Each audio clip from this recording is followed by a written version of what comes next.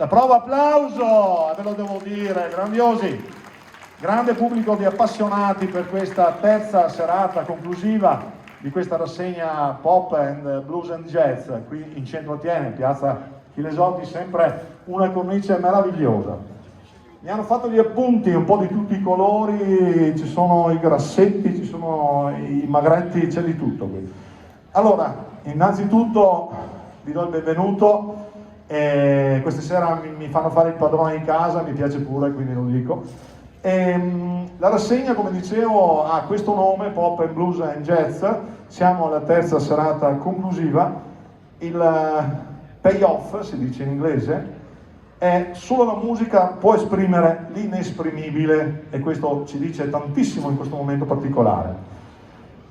Come dicevo, questa è la serata conclusiva organizzata dalla Confcommercio Cittadina con la collaborazione dell'Istituto Musicale Veneto Città di Thiene e il patrocinio ovviamente della nostra amministrazione tienese. Sono qui anche per comunicarvi le motivazioni di queste tre serate, appunto, chiamiamole particolari, molto belle sicuramente, mi sto sbilanciando, ma non è vero. Molti di voi sono qui dalla prima serata di giovedì, quindi un segnale importantissimo, direi. E appunto, dicevo, la Confcommercio ha appunto organizzato queste serate con lo scopo di valorizzare il centro storico, cuore ed immagine della nostra città, ovviamente.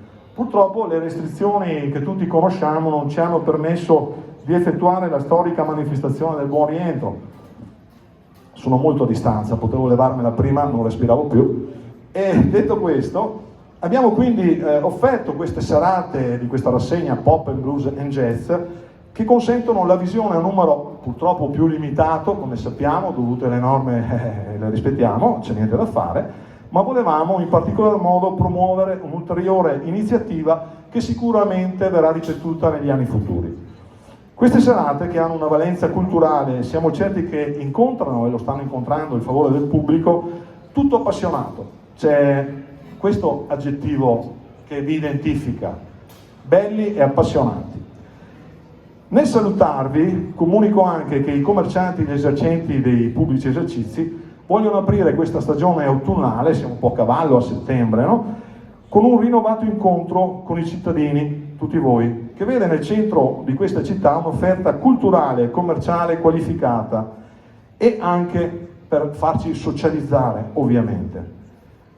Qui la frase finale è anche tagliata, ve lo dico, quindi farò difficoltà a concludere questo messaggio. Signori, non riprendetemi più per cortesia, grazie. Siamo arrivati alla conclusione, come dicevo, di questo mio messaggio iniziale alla presentazione di questa terza serata e conclusiva serata della nostra rassegna.